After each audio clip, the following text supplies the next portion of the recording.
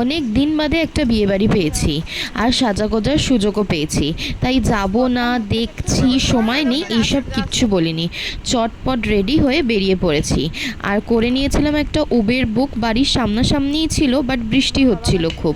তো আমি, দাদা ভাই, মা আর বাবা মিলে বেরিয়ে পড়েছিলাম বিয়েবাড়ির উদ্দেশ্যে। আর দেখো 5 মিনিটসের মধ্যেই আমরা চলে এসেছি বিয়েবাড়িতে।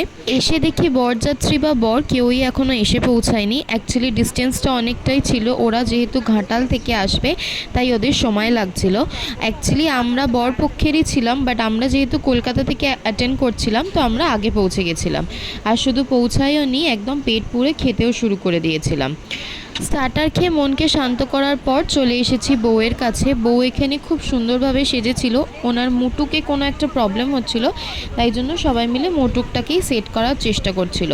সুন্দর এই মিষ্টি বউটাকে একবার দেখা দিয়ে সোজা চলে গেছিলাম রিফ্রেশমেন্টের কাউন্টারে। ওখানে কিছু আমরা জুস খেয়ে এবার চলে যাব একটু কুলফির দিকে। আর খাওয়ারের এই জায়গাটা ছিল ওপেন সিটিং অ্যারেঞ্জমেন্ট, তখন একটু বৃষ্টিটা কম ছিল বলে কোনো প্রবলেম হয়নি। আর বিয়েবাড়ি এসেছি, এতটা সেজে গুজেছি, আর একটু ফটো তুলবো না তা তো হয় না। তো ঢং করে একটু পোজ দিচ্ছিলাম, তো মাঝে মাঝে লোকও চলে আসছিল।